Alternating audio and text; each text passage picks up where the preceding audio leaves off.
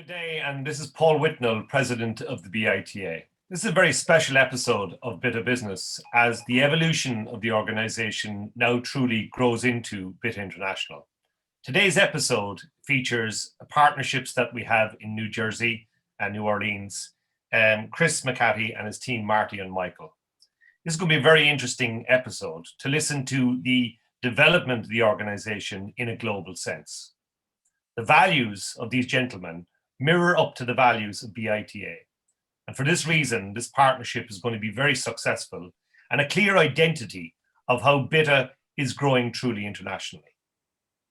As we broke into 2022, we were faced with challenges with COVID, we were faced with challenges with new trading deals across the world, and Brexit had initiated some of these.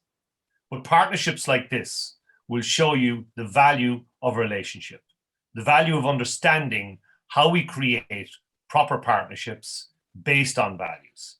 And that's a lot of what BITA is all about. So in this episode, you are going to see and hear from the gentlemen who will make this happen and clearly identify how you also can get in touch with these people and make business and relationships happen for you. Enjoy this episode, and thank you very much. Hello, everyone. This is A BITA Business. My name is John Fitzgerald, and on behalf of LearMedia.tv and the British and Irish Trading Alliance, welcome to the show. We have a real treat in store for you this week, ladies and gentlemen, with our special guests from BITA in New Jersey, Chris McHattie, Marty Egan, and Michael Gattoni. Chris leads the McHattie law firm in Boonton, New Jersey, and is a recognized expert in commercial and intellectual property litigation. Michael is now an associate attorney with the McHattie team following a spell as a law clerk at the firm several years ago.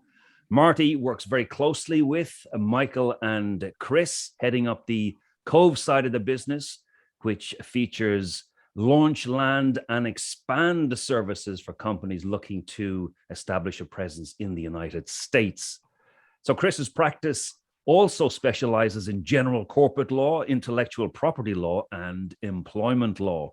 They provide outstanding legal services for clients nationally and internationally, with offices in New Jersey, Florida, and sunny Dublin on this side of the Atlantic.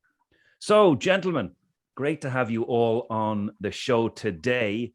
And let me start with the burning question on everybody's mind. And clearly that is a single important question. Will anyone bother tuning into the Super Bowl next month now that Tom Brady and his team have been knocked out? Well, many are happy with that result. Football has had a resurgence in popularity. And apparently they hit huge numbers in this last set of playoffs. And I think that the last weekend of football here, American football, was epic. And I think that all eyes will be turned to see what happens next, although I think that expectations are low for the next round because that last round was ridiculous. So, and who's the favorite now? Yeah. Kansas City, the Chiefs, Patrick Mahomes, they're the favorite. I think he's due. Clearly he is, because he's an upcoming star, and Tom Brady is giving somebody else a chance for once. But maybe it wasn't Tom's fault that they lost last weekend. But anyway, that's a different story. So guys, I'll throw it open to you, perhaps Chris and Michael, to start. Can you give us a little background on what drew you to BITA in the first place, and then why you decided to establish a BITA chapter in New Jersey? Maybe, Chris, you could start with that. Sure. I'm going to give a shout out, as we would say over here, to Kevin Deasy, who's a BITA participant, an active, perhaps overactive networker. But he's a lovely gent with a great background who introduced us to Paul Whitnell, and we immediately hit it off from an ethos perspective and an approach to business and life. And we love the idea of being linked up with like-minded business people and humans. And we're thrilled with the idea of helping spread the bit of word of collegial business approach, an honorable and moral business approach in the U.S. There's plenty of people in the U.S. who practice that already. So we think that it'll be easy to get this to really catch fire there and add to the portfolio of networking companies that are part of BITA, expanding into the U.S. And Michael, did you get that sense as well that it was something that sort of aligned with your own values and the way you guys like to work? Absolutely. I think from the beginning, we realized it was a good fit between not only our firm values, Cove values, and BIT as well, but even the slogan, people who know people that help people, that's what we're all about. So it was a no-brainer for us to come aboard. Marty, so I believe you had a wonderful trip to Ireland quite recently. Can you describe that and the experience and how you got a real sense for what BITA was all about? Oh yeah, we had a great week early December where we had about 12 to 15 different meetings throughout Dublin, Kilkenny. We were in Cork. We met with a bunch of the BITA guys, and again, more of a not only business but really social. Got a good feel for it. Got a feel for what they believe, how they work together, how it's really about networking and helping other people. That's really what the goal, I believe, is, and what we're really involved in is trying to help other people do well, work together, and then at the end of the day, business follows. But it's not business first. It's about people first, and that's kind of how we've always run our lives and our practices here. And Chris, did you, having lived in Ireland on and off now for a number of years, you're seeing both sides of the business world in the United States and in Ireland. What are your takeaways, and where do you see the opportunities now going forward with BITA as an umbrella approach for folks that might want to do business over in the United States? Well, I remember being at a talk, and I apologize, his name is escaping me, but the Kerry Gold, is it Bresnan, talking about the Irish and Europeans doing business, but particularly the Irish in the States. The US is a robust, remarkable marketplace. And the Irish in particular are already busting at the seams there. The marketplace is mature. The areas of expansion are clearly Europe and the US. And obviously the trade between the US and Ireland is already, beyond $1 trillion a year. So our Pied Piper message is really, it's a wide open market. It's a very, very laissez-faire, easy to do business market. And we can't recommend enough that the BITA members take advantage of the marketplace. If you've got expansion goals and aspirations, obviously your immediate markets are the easiest and the most sensible to do. But when you're ready to take the leap, don't hesitate. Come to the States, try it out. There's tactics that we can implement for you that'll make it a good test case. You can figure out if you like it or not.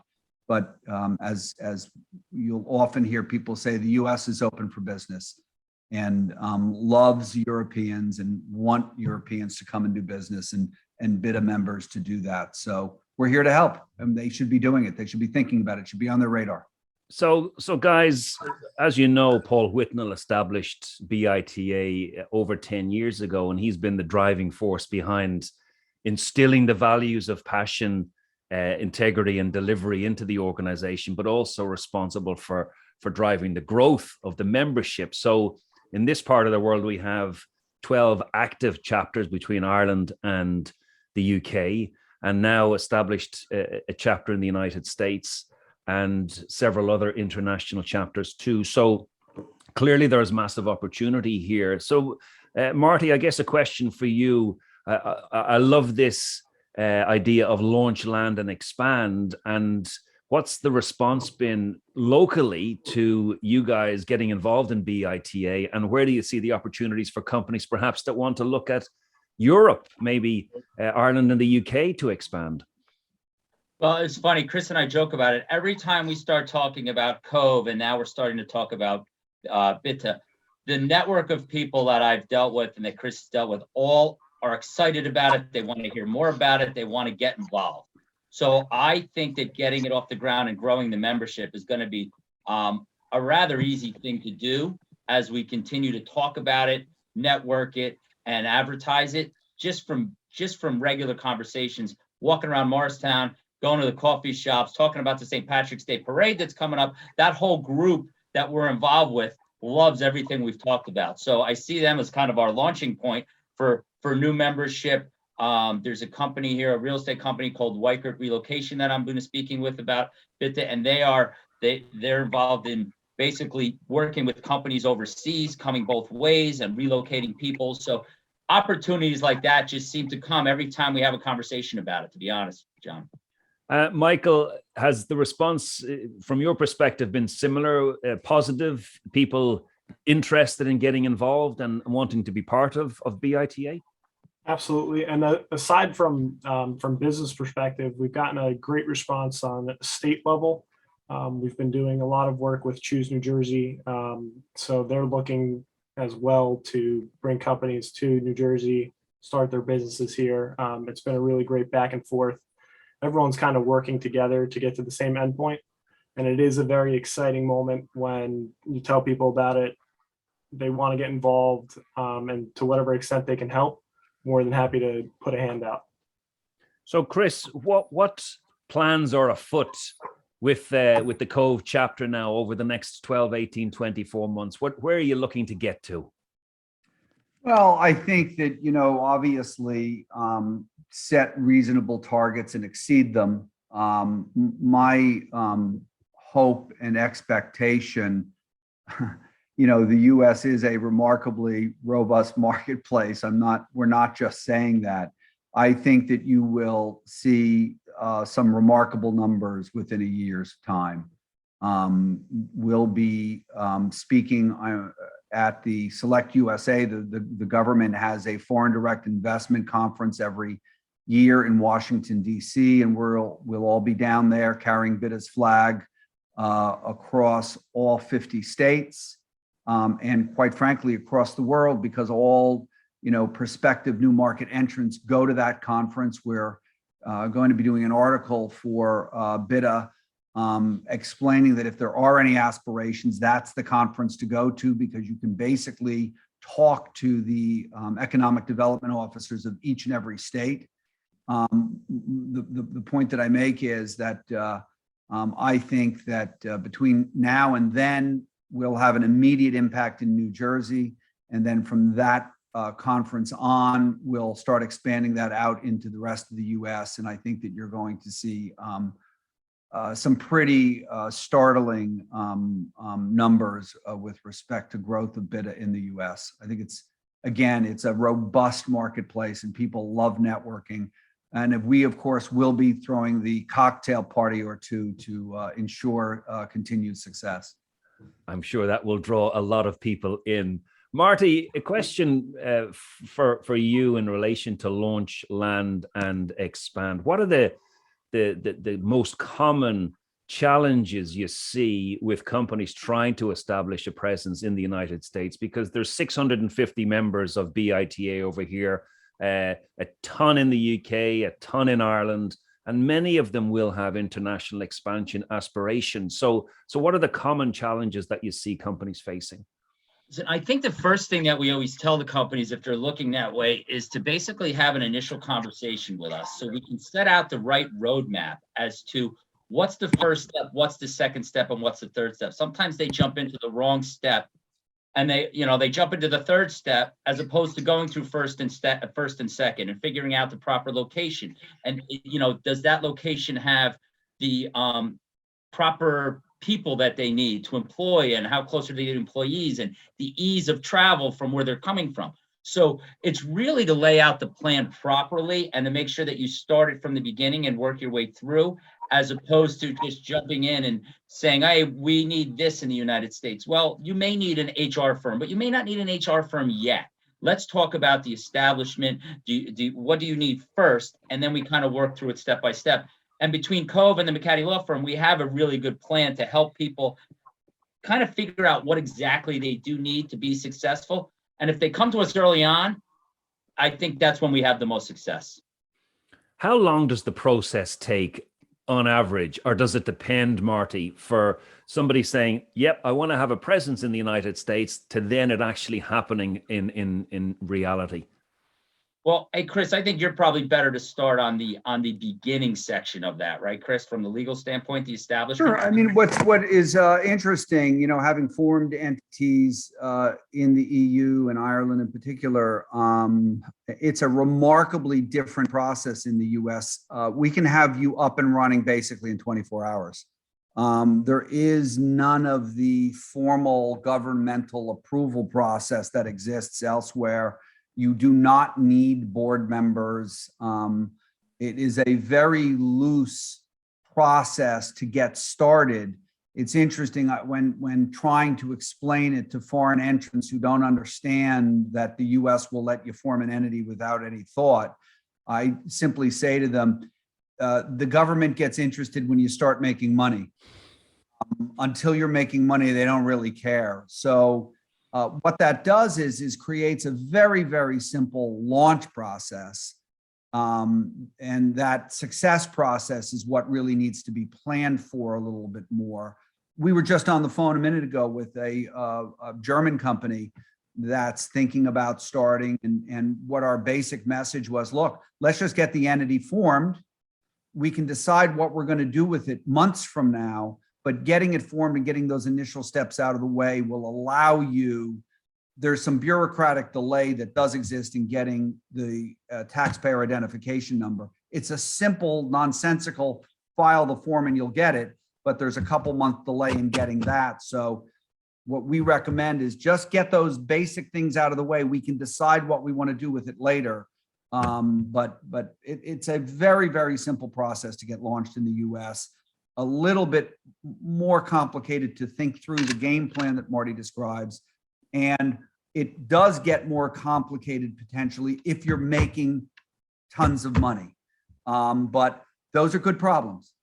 They are very good problems. And I know that entering the United States, you essentially have 50 states, right? So you have 50 different jurisdictions. And Marty, I think you're absolutely right. You have to pick the flavor that works best for you based on access to the market that you're interested in, infrastructure, local support, state support, taxation regimes, access to labor force, all of those very, very important considerations, because some companies might think, right, let's just go to the US and spread ourselves nice and wide. And it's not as simple as that. A little bit of focus is probably most sensible, I would say. So what about going back the other way then, guys? For companies that may be in the BITA network looking to go to the UK and Ireland, for example, Chris, do you want to pick that one up and some thoughts? Because I'm guessing some of your local customers and clients will see this as well.